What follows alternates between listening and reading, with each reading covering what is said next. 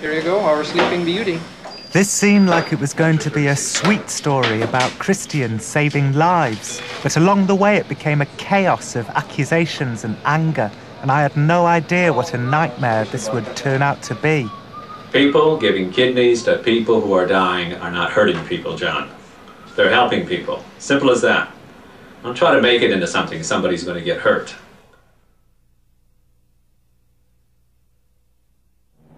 This story starts 2 years ago with a news report about an abduction of a child. 16-year-old Bobby Kelly is today at the centre of a nationwide hunt as fears grow he may have been abducted by a religious cult. The 16-year-old student was shopping with his grandmother when he met a group calling themselves the Jesus Christians. Within days, the teenager appeared to be under the group's spell, a member of the organisation never leaving the youngster's side. All ports and airports have now been put on alert amid fears the group may try to smuggle the child out of Britain. Could these Jesus Christians really put people under their spell in days? Were they magicians? I remembered the burning of David Koresh's church in Waco, Texas, how the government got away with the killings by calling them a sinister cult. I found it hard to trust words like cult now and the words of the anti-cult groups. The Jesus Christians are a group about which we are concerned, and we believe society should be concerned as well. We've had calls from families who talk of losing loved ones to the group because they've changed radically in a very short space of time. This sounds like Invasion of the Body Snatchers. And of course, that's a rather tacky sci-fi story. But in our field, this is exactly what we see when families contact us and tell us about their Harry or their Jill. They have changed. So do you think I'm wrong to think that you're going a bit over the top here and that, you know... If I can be so bold, I know you're wrong, but then I work in this field full time. 2 weeks after the boy, Bobby Kelly, had vanished into a Jesus Christians camper van, it seemed as if my views were vindicated. The hunt for the missing Essex teenager Bobby Kelly is over. The 16-year-old has been found safe and well. He was living in a tent in a Hampshire forest. So you just weren't kidnapped? No, definitely wasn't kidnapped. No doubt about it. I was completely my own choice. There was no, pressure. And do you think the media coverage was just crazy? Yeah, I think it was absolutely stupid and silly and just over the top, big time. I was the only journalist to write kindly about the Jesus Christians at the time, and they were grateful. Now, 2 years later, their leader, Dave McKay, has emailed me to ask if I want an exclusive on a secret. He says it will grab the headlines. I agree. Oh, what's concerning you? Dave lives in Australia. Here he is at Heathrow, meeting his London followers and meeting me for the first time. I saw the camera, I didn't see you. Somehow I pictured you being older. This is when I hear about the secret. I think it was Dave to begin with. He'd seen a movie or something on a plane and came up with this idea. Yeah, sounds like a great idea, I'd like to do it. It sounded interesting, but it sounded scary. Yeah, I was flying from California to Australia, and they had a movie on there. I don't know how the airlines happened to get this thing called A Gift of Life, and it was about a boy who donated a kidney to his mother or his grandmother. I was hoping we wouldn't match, and that would be the end of this nonsense. But I just won't do it. After all this? You gotta do it! No, Daniel. Please don't die, Grandma! Don't die! Dave has many times been labelled a ruthless cult leader, but he was moved to tears by this somewhat schmaltzy TV movie. This movie, about a boy who sacrifices his kidney for his grandmother, was the inspiration for all the extraordinary things that are about to unfold in the lives of the Jesus Christians. This was just the in-flight movie? Yeah, just an in-flight movie, but it was pretty powerful, very moving, and I just thought, well, my goodness, is that all it takes, you know, just somebody can give a kidney. Dave emailed his group, who've renounced their possessions and live in camper vans in India, America, Australia and London. He said he was going to donate his kidney to a stranger, and if anyone else wanted to, they should let him know. Almost all of them have decided to donate their kidneys to strangers too. How would you be if They actually decided that they'd made a mistake. How would I be? Yeah. Well, actually, it's not my decision. I mean, it would be, how would they be? How would the hospital be? I mean, these are things that each of us is deciding as individuals. But to me, I consider it a privilege. You know, I've been fighting and struggling to get in there at the end of the queue and get it over with. You know, so I can feel that satisfaction that if I died afterwards, that at least somebody's going to live on with my kidney. Dave says he's going to donate his kidney in Australia in a few weeks. In Britain, it's illegal for people to donate kidneys to strangers, so they've come up with backstreet tactics. Susan is an Australian living in London. She's been a Jesus Christian for nearly 20 years. Yeah, so the idea came up that I should try and actively advertise my willingness to donate in this country. So a business card was developed, and it just says that if you need a kidney transplant, I can donate a kidney to you for free.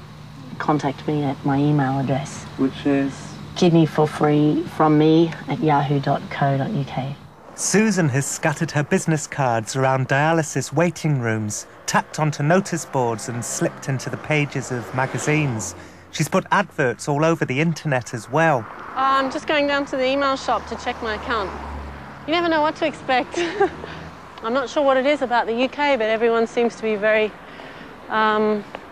frightened or unsure. Okay, I would really like to help someone who has a kidney disease, and I'm willing to donate my kidney to the first person I can, completely for free, no strings attached, no compensation, travel expenses or anything. Currently, it is illegal for me to donate anonymously or charitably here in the UK unless I am a close friend of someone who needs a kidney. So I would like to become a close friend of someone who needs a kidney. What are you, some kind of sick moron? That was a reply from someone. So I was excited to get a reply from someone in the UK, but he was like, who are you, a sick moron? You know, that was my...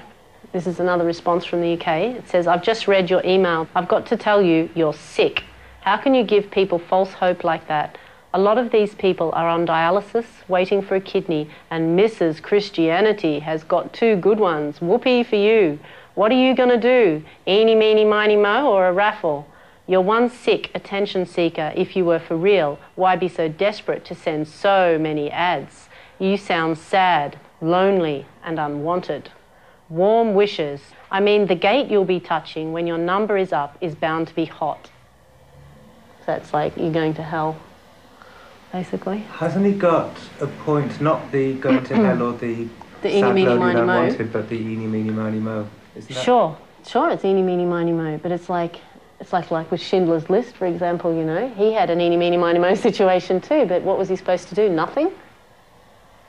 Okay, here's another one. You are probably using this opportunity to get into the USA. Who will pay for you once you get here? And where will you stay? Sorry, but no black market organs here. Stay in your own country. Welcome to the Minneapolis-St. Paul International Airport. They have not stayed in their own country. It's February 2002, and 2 Jesus Christians, Robin and Casey, are going to donate their kidneys to strangers in 2 days' time. I've sent them a video camera so they can make a video diary of their operations. Robin is 36. He's been with the group for 15 years. Okay, here we are showing off the Liberator comic. It's basically the same message from the Gospel of Luke. We just put it in a comic form to make it fun and easy to read. Casey is 23. He's been a Jesus Christian for less than a year. Like Bobby Kelly, Casey joined the group after being handed one of their comics on the street. Here we have some spaghetti rings with the little bonus, the meatballs in there, as you can see. Robin and Casey are Australians who live in a Jesus Christians camper van in Dallas. In America, it's not illegal to donate to strangers, although it is controversial and rare. But the hospital in Minnesota has declared them physically and psychologically healthy, and in 2 days' time, their spare kidneys will be removed. This is Robin's wife, Christine, who'll be doing most of the filming of the video diary. Part of the idea of donating to somebody who I don't know is the fact that it's like a pure act of love, and it's like a donation to the human race. Oh, I was jumping up and down. I was so happy. His and Christine's really made my day, I tell you. I was so happy to get both their responses because it was positive, you know. It's the middle of February and Susan has, in one day, hooked up with 2 people who want her kidney. One is Larry in Colorado, the other is Christine in Scotland. Initially, I kept thanking her and there was gratitude, and she feels that she's doing something that is necessary for her to do. Did she explain why? She told me with her little Christian sect that they basically believe if you have something that you don't need to sustain your life, and you can give it to someone else and it will help them sustain their life, whatever that might be. Jesus Christ. Try one lane. You should give it to them for their benefit, for their youth. When I first got the initial email, I thought, nutter. I must admit there is a bit of me still a bit, there's got to be some sort of catch here, but as yet I've not sussed it out. I don't believe there is one, just maybe my untrusting nature. She doesn't seem like a crazy off her head person. She seems quite a normal, sane person, so she obviously knows what she's doing. She's not been brainwashed as far as you can make out. If that's what she believes, everyone's got entitled to their own beliefs, haven't they? What is the group called? Does it have a name? Jesus Christians. Maybe, I don't know. They've never been that successful because, you know, it's not like the most fun religious cult to be in. You know, they don't. It doesn't seem like you've got to give a bit of your body away to join it. We're throwing away $201 notes in less than 10 minutes' time. You can keep as many notes as you can catch. The Jesus Christians have been renouncing their possessions since Dave formed them in Australia in the 1970s. We threw money away, for example. We'd save up until we had a few $100s and then, you know, make paper airplanes out of them or something and throw them away. About this idea of giving away free money? I think that's shocking too, as far as children are concerned. Why? Well, what I mean, if their parents can't afford to do, why should you have children in here jumping in the water? Sydney, go to hell might not sound like a very religious message, but it's come from a group describing itself as Christian. The group's been trying to show Sydney what it claims is a better way of living, but now it's giving up because apparently Sydney people just don't want to know about them. Our job is simply to tell them what Jesus said. The people in Sydney have heard, and because they've heard, they're now responsible. If they go to hell, that's their fault, not ours. Group members have spent the last few days plastering thousands of posters around the city. Again, the message is clear.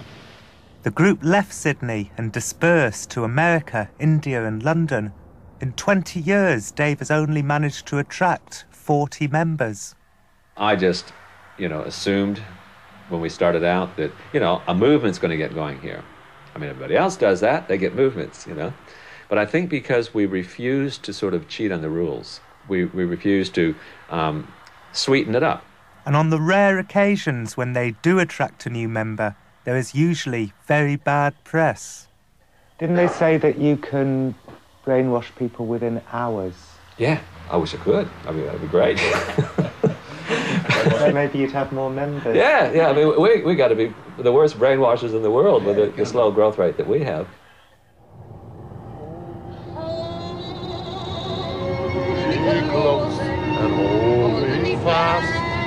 The Jesus Christians continue to give up all their surplus possessions, including, now, their spare kidneys. Susan has to decide who to give her kidney to. She sent Larry and Christine a list of questions to gauge their suitability. It was funny because even the questions I asked, I think they were sort of trying to figure out what is it that I wanted, and so they'd answer, whatever I wanted to know because they were desperate.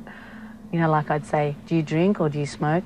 But I always got the same answer, no, I don't smoke, no, I don't drink. From all these people, they say they don't smoke and they don't drink, and I think, interesting. It's 5:30 on the morning of the tests.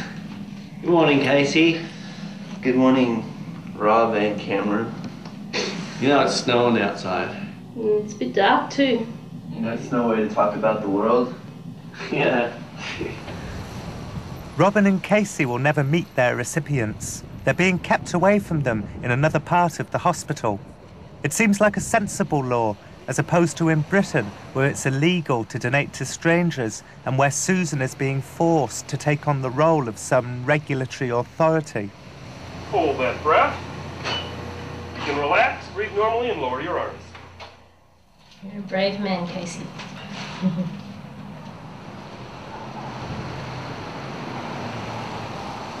What do you think the media response to this is going to be when the story gets out? I think we'll be the kidney cult for sure, you know, that we're chopping people up and selling them for spare parts. I mean, that's just from Bobby Kelly. I could believe that they're capable of writing anything. I'm just about to mix up a substance which is called Go Lightly. It's a laxative. Casey and I are supposed to take this as a preparation for the operation tomorrow.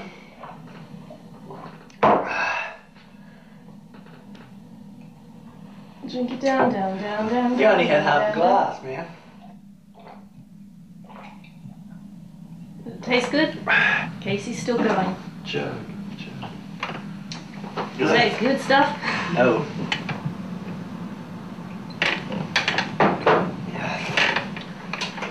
Oh, it's dripping.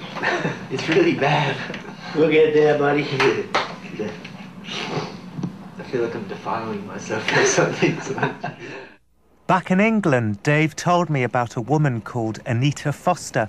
She's trying to expose Dave in the British media as an evil and dangerous cult leader. The strange thing is, Anita Foster doesn't exist. Anita Foster is Dave. Yeah, there's this fictitious woman called Anita Foster who's been sending a few emails to various people in preparation for this, yeah. She's posing as a mother of a member that doesn't exist. Dave, writing under the pseudonym Anita Foster, has been emailing anti-cult groups implying that Dave has been coercing his members into selling their body parts on the black market. Dave hopes the tabloids will go into a frenzy, and then I'll come along and make the tabloids look stupid by writing a newspaper article which reveals the true story of the Jesus Christians' remarkable philanthropy. It seems like a crazy plan to me. Give the tabloids a week to go for it and then just refuse to comment. That'll be hard for a week, you know, because everyone will think the worst. But, I mean, this is, again, part of the whole media thing. If we don't speak, then it makes the message that much more significant when we do speak, you see. So why have you decided upon me as being the well, you did the one... I could be like, you know, as like the kind of tabloid frenzy cleaner-upper. Well, I hope not, John. But we got a good story from you before. And, you know, so your record speaks for it. But also I prayed about it, and I felt like God was saying to trust you. But what if the theoretical frenzy meant that all the donations that still hadn't happened are somehow stopped, that you become such a sinister cult that nobody wants your kidneys anymore? Yeah, well, we've considered that, and I think actually the biggest concern that we have as Christians is just simply to get the message out, okay? Donating kidneys is for us actually a fairly minor sort of a thing. But it's a big deal for the recipients. Yeah, certainly it is. You having last-minute doubts? No doubts, just trying to stay open to whatever God wants.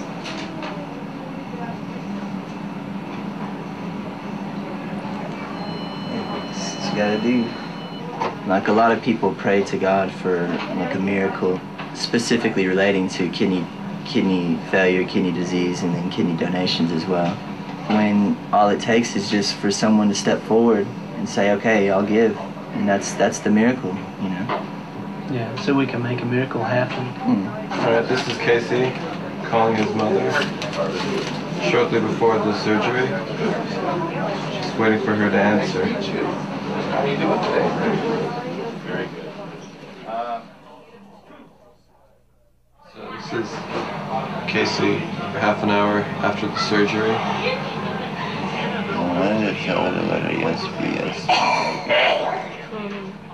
There are a number of ways that this could backfire. Yes. So these potential backfiring scenarios out at you. Okay, firstly, it could backfire that the tabloids just think it's a really lovely thing that you're doing. it's not backfired. That'd be nice. All right, well, that's one. Secondly, you don't like what I do. That I don't fulfill my remit as the cleaner up of the tabloid frenzy. Well, you think you could maybe do a worse job than the tabloids? I don't think so. Okay, third, they just don't cover it. Nobody covers it. They just think, oh, it's not important. Well, I mean, if that happens, I don't necessarily call that backfiring because they're not covering anything now, are they? So we've got nothing to lose. But that would be the worst of the three options you gave me, I think. It's 2 days after Robin and Casey's operations. They're leaving hospital to recuperate at a friend's house nearby. I was just kind of feeling a bit depressed and feeling like, almost like regretting, like having given the kidney, you know, thinking like, why did I donate? Like, here I was trying to do something good and like this is what I get for it, you know, all this uncomfortableness and pain. It could be that God's having me go through this trial or whatever so that I will learn to be more sensitive to other people who are uncomfortable and in pain. And I just have to be careful not to become hateful or bitter. So that's what I'm working on now. It's April, and Susan has made her choice about who to give her kidney to. She's flown to Scotland to tell Christine the news. Then want your coffee? While Christine is in the kitchen making tea, Susan tells me about a dream she had, which she took to be a message from God. Yeah, I had this dream where I met this guy who was about 60 and he had grey hair and he was a little bit overweight and he was really happy to see me because I was going to give him my kidney. And then it was the next day that I got this letter from Larry. So it was a bit of a dilemma, knowing whether to start with Larry or to wait and see what happened with Christine. But from the dream, I thought I should start working things out with Larry. It looks like, as of tonight, it looks like things can start with Larry, which is probably a bit disappointing for you in terms of between us, but yeah, I didn't want to get your hopes up too high to begin with. I wasn't thinking that far ahead. I wasn't thinking that far ahead, thinking, oh, this is... But I was just more, like I say, I was more curious as to why and if I can help. But anyway, yeah, fine. But I wasn't seeing it as, oh, great, this is it, I'm having that kidney.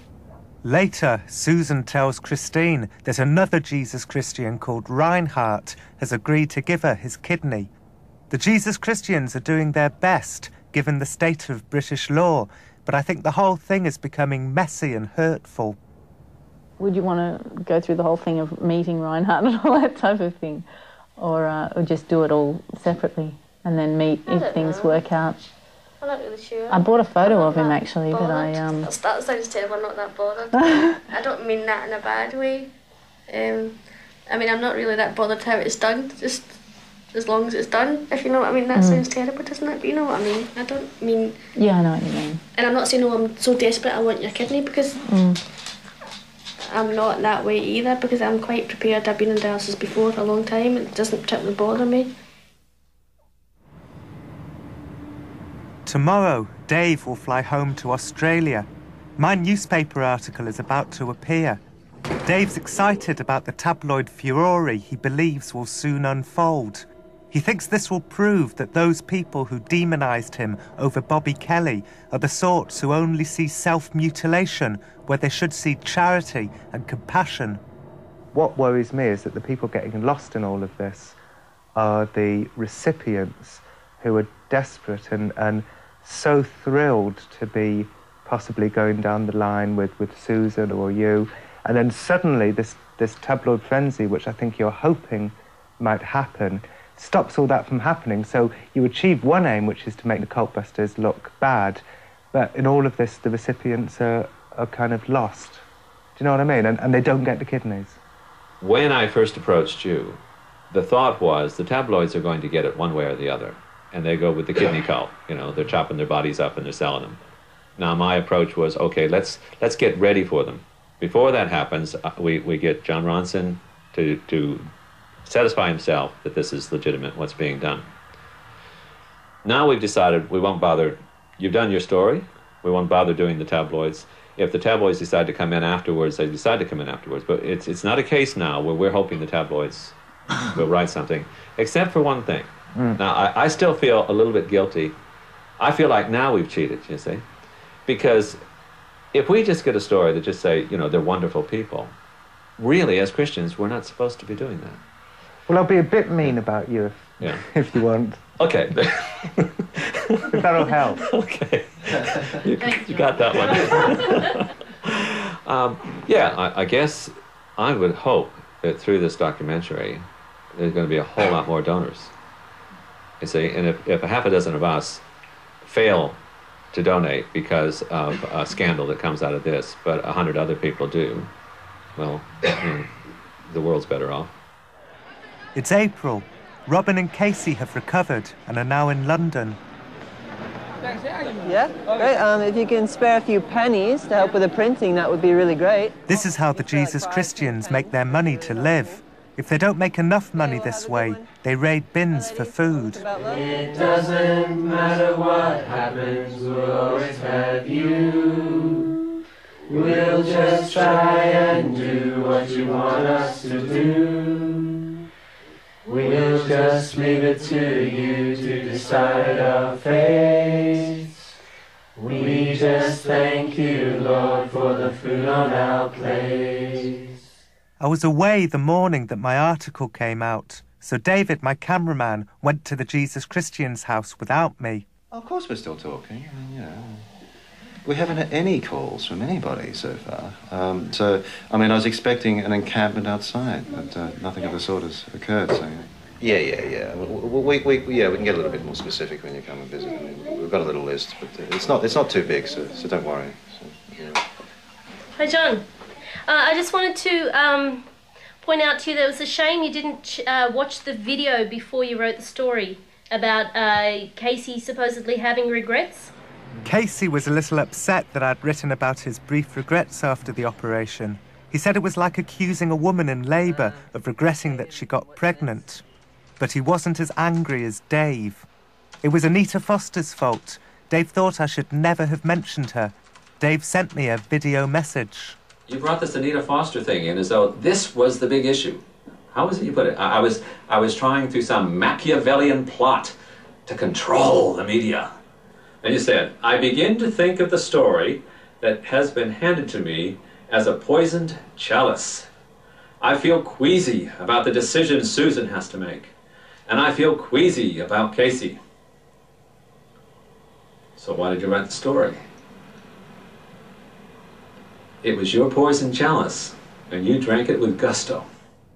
No tabloid frenzy ensued, only an article in a local paper called the Catford News Shopper. Dave emailed to tell me he was pulling the plug on the filming.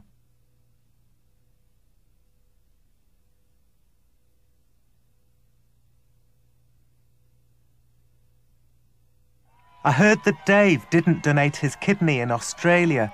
He said there were problems with hospital bureaucracy. Instead, he drove across country to Woomera to protest against the detention of the asylum seekers. He stayed there for 5 months. Although the filming was over, Dave sent me many emails in the months that followed, and then a video message in which he explained to me my faults. It occurs to me, Dave has scheduled the leak for mid-March, after Robin and Casey's operations, but before he, Susan, and the other Jesus Christians will have time to give their kidneys. Will the tabloid frenzy, if it occurs, scupper these plans? What if you become known as such a sinister cult that nobody wants your kidneys anymore? I ask him. Then you go on to include a quote from me that gives the impression that I'm saying, oh, so what? No big loss. Now, if you were not trying to imply that we were up to some scheme to get out of giving a kidney, what were you trying to imply? Simple as that. Every day for months, I'd wake up to find scathing emails from Dave. They began to chip away at my sanity. I knew I hadn't accused Dave of trying to weasel out of giving his kidney, but I began to think maybe I had. I suggested apologising to Dave on screen. This moment of madness heartened the Jesus Christians. Maybe it is good to say, hello, I'm Jon Ronson. I must apologise for my article and blah, blah, blah, and I misrepresented. And to go specifically, I said this, that was wrong. And I guess I've been doing for many years, reading into things or trying to make them more exciting, and in my zeal, I, misrepresented a few things, and I apologise. And I think Dave, he was extremely patient in going through the issues, and I was just marvelling at the amount of time he was putting into the whole situation. Well, it certainly took many emails from Dave for me to see the error of my ways. Yeah, I think that was worth it. A few weeks later, I got an email from a woman called Liesl. She wrote that her daughter and grandchildren had joined Dave McKay's cult. She said she feared for their lives. When I got this email, I thought Liesl didn't exist. I thought it was Dave testing me. In fact, I only knew for sure that it wasn't a trap when Liesl came through the revolving doors of this hotel in Chicago. Hi. Very nice to meet you. Liesl ran a restaurant in Florida with her daughter Annette. One day, she says, Annette just vanished with her children after meeting a Jesus Christian called Paul. She took a Greyhound bus. There's a post office box as the only address. She just vanished one day. And she came, and I was so distressed. On that day, I couldn't even say goodbye to her. I was totally choked up. Liesl was scared and out of her depth. She wanted to find something out about the group, so she emailed Dave. I gave myself another name because I didn't want whoever the leader was to know that I was connected to Annette. So I called myself Megan Smith. And I wrote to him. I just said, what do I have to do to join your group? How long do people usually stay in your service? Do they all live together in a house or houses? Are there children? How many and who educates them? I have many more questions, but that's enough for today. Thank you very much for your attention. Yours sincerely, Megan Smith. And he wrote back almost immediately, and it says, Dear Megan, I'm at an airport and traveling at the moment, so I must answer this very briefly. Are you aware that we are looking for people who are willing to lay down their lives in service to God and one another? If you knew that sacrificing one of your organs would help someone else and help to spread the love of God, would you do that? Please think about it very seriously, because we are not just talking theory. Liesl flew to Dallas to try and find her family. She hired a private detective and tracked them down to this house. But when she got there, no one answered. She believes Dave was keeping her family away from her. And when I got back from Dallas, I had an email on my machine which said, Hi Megan, I'm so sorry that I missed you while you were in Dallas. How are things at the restaurant? It's been quite some time since I heard from you. Dave McKay for Jesus Christians. It's very spooky. I was totally freaked out when I got this, because then I knew that he knew I was in Dallas and he wouldn't let me see my children. I'm a 61-year-old woman. I run all over the place there. I spent 4 days there. I got one more email after that where he said I was stalking them. There really needs to be ground for such stalking, and I do not think that you have presented any. Like, he calls my visit to Dallas stalking. That's the three of them, Anna, Jessica, and Tyler.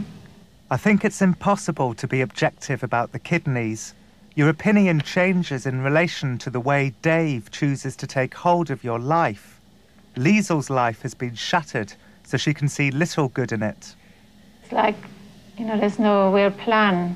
Like this kidney thing came to him suddenly, so there's not really any plan for the future, I feel. He can come up with something tomorrow that's going to be more dangerous than what he's doing today, and everyone will follow him. Dave wouldn't talk about Liesl in a face-to-face interview, but he sent me a message in which he apologised for repeatedly calling her a stalker.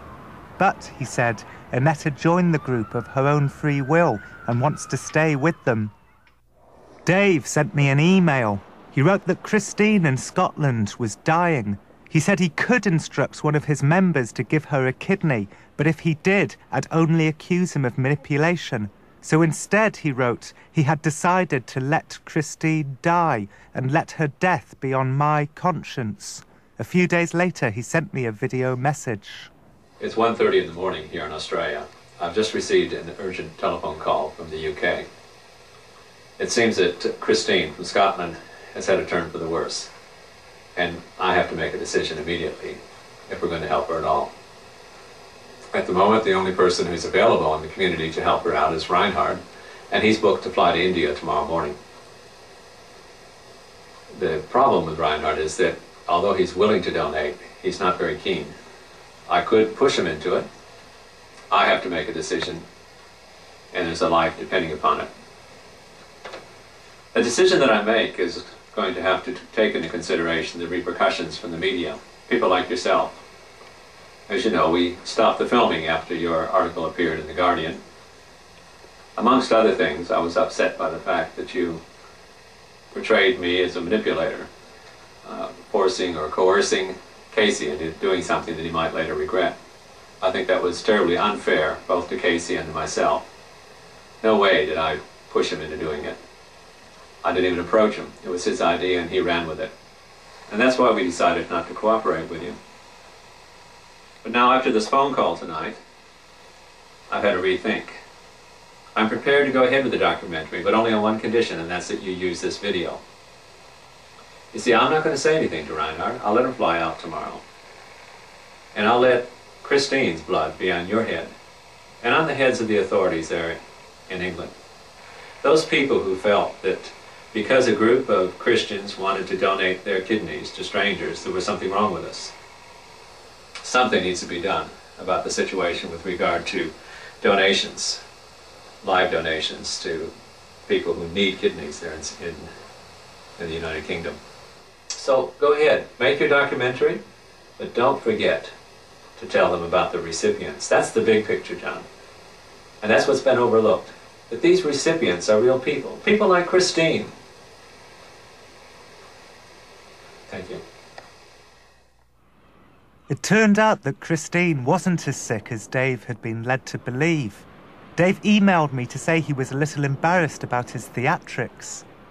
I entered Dave's world a year ago, believing that the anti-cult groups were the crazy ones, comparing Dave to Invasion of the Body Snatchers. But now I thought of Dave that way. Why? Because I really don't like him. How could Dave sit there weighing someone's life in his hands and then blame me? I'd allowed myself to be influenced by Dave. Now I was out of it, I began to dislike him irrationally. I think in the way that former members of sects irrationally resent their leaders after they leave. Well, John has suggested that the opposition that we receive, the Jesus Christians as a community, may be at least partly, if not largely, a result of my personality, that people just find me very difficult to get along with, and that's the reason that the cult image has come up. What do you feel about that? You know me at my worst. You're a very confident person, and people sometimes take exception to that. I think it has more to do with discipline, that in today's world, discipline is a bad thing unless you're in the army or you're studying or you're trying to make money. In any other realm, discipline is considered bad.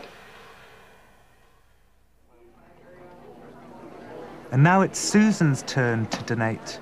She chose Larry instead of Christine on the basis of a dream, which she took to be a message from God. I'm nervous about meeting Larry. I mean, nervous just about because it's so exciting, I think. Hi. Hello. Hi. Hi.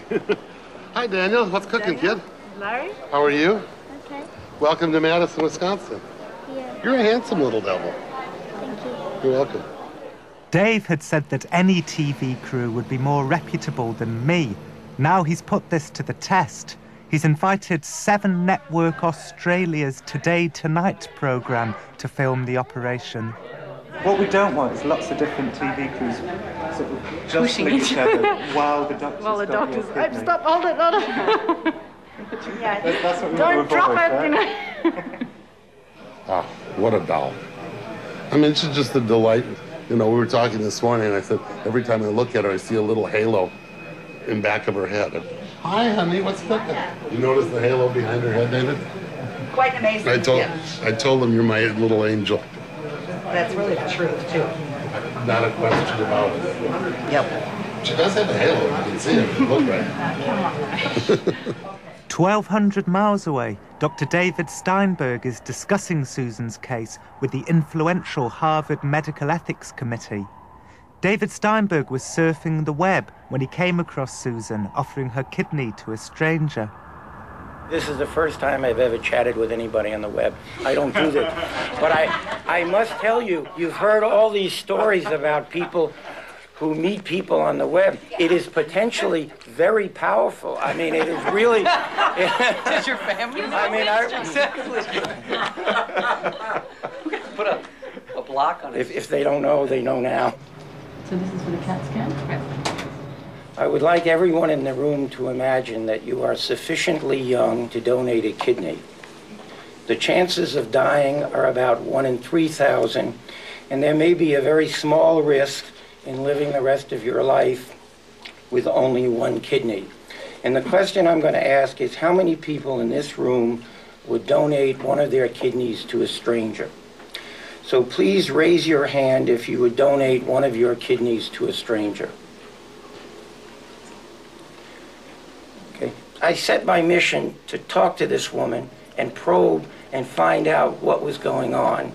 And she probably changed my view on the subject. I pointed out if anything happened to her, her 7-year-old son would be without a mother. And so let me give you her response. And she's very clever. What about police and firemen? Should they be told they shouldn't do their jobs in case something happens to them and their children will be with one less parent?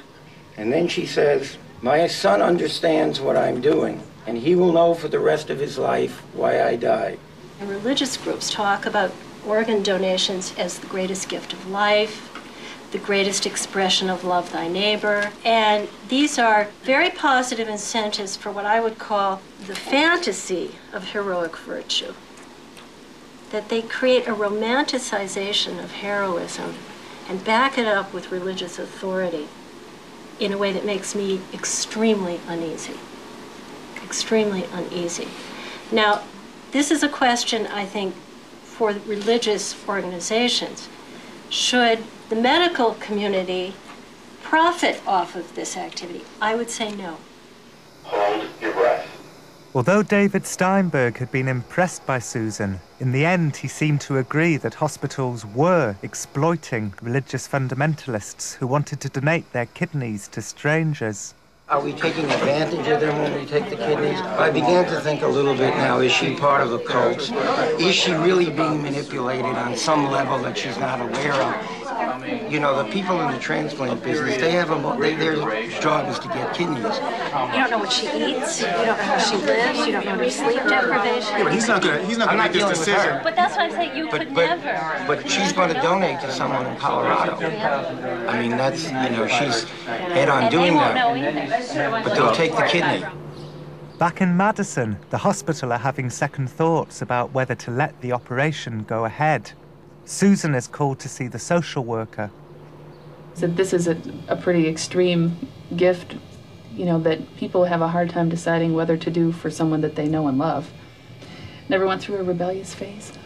All my life. All your life you've been rebellious? Yeah. Okay. What do you mean by that? You always been a little bit different? Yeah, that sort of thing. Okay. Just not being willing not to just follow the crowd. And then she said, well, I really think you need a psychiatric evaluation. I thought, oh no, what have I done? You know? So I thought that. And so then she gave me these questions to fill out, and there was like 567 questions, you know. Do you love your mother? One of them was, do you think you deserve to die because of the bad things that you've done? And things like that, like really heavy stuff. And, you know, it's one of those dilemmas, I think, because, you know, from a Christian perspective, yeah, we've all sinned, we all deserve death. sort of thing. But you tick yes on a question like that, and they think, oh, now we know why she's giving a kidney. You know? She's trying to commit suicide, sort of thing. So yeah. An hour passes, and then the news comes through that they will let the operation go ahead. I would have murdered them if they said no. I mean, it was a matter of my life or theirs. It would have been at that point. The point of it is, if it truly is a miracle, which I absolutely believe it is, then nothing could have gone wrong. Well, even if something does go wrong, it's still part of the whole picture that we don't have to understand everything. But it appears as though it was meant to be. For shared. Planned by God, right? Yep. So. So that's a good feeling when you're about to go into something like major surgery, to know that like God's been making it happen all the way through. It's great. Personally, I was glad that the operation went ahead.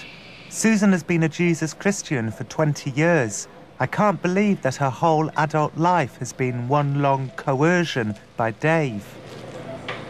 Not that joint, not that joint. Okay. Not that joint. Much too short. Okay, close that. Roll left now, lights on. Torch, please. Gas off.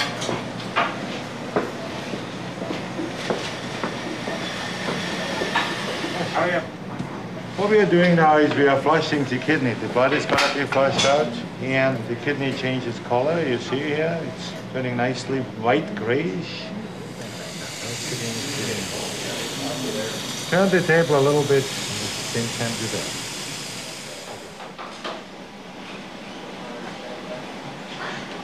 Everything went just fine. There you go, our sleeping beauty. Went through here, and we'll go find my friend Susan. Nobody knew it at the time, but it would turn out that Dave inviting the Australian crew would not be as successful an operation as the transplant. Now to a bizarre cult targeting young Australians. It takes their money and their possessions, then flies them halfway around the world for the ultimate entry fee, the donation of a kidney to a complete stranger. This perfectly healthy Australian woman is about to give a vital body organ to a total stranger. Sounds crazy. Well, not to Susan Ellis's extreme religious group. He's now going into a sort of dangerous area where he's asking his people essentially to mutilate themselves. And if he believes that this is the expression of Christianity, then he's got it wrong. I think he's getting older and he's getting desperate that the world's not hearing him. And it just makes him look really, in some ways, pathetic. Dave dismissed this report as the usual sensationalism. He said Susan's goodness shone through. We've told you this before, but we refer to Susan as our angel. I think an angel is a messenger from God, and sometimes angels can be well received or not so well received. I was thinking a bit about that with regard to what happened, with the Bobby Kelly thing. Just the experience of being hated by what seemed to be everybody. It's sort of an interesting comparison to sort of what's happening now, where there's a lot of positive compliments and things like that from people.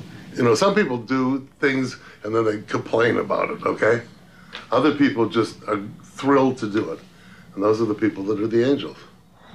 Well, John, there's a lot of people that have been trying to get some dirt on me. This might be your chance to get some of the real thing. It's November 2002. Larry and Susan are doing well. Christine in Scotland is back on dialysis. And Dave is booked in to donate a kidney to a man from California in January 2003.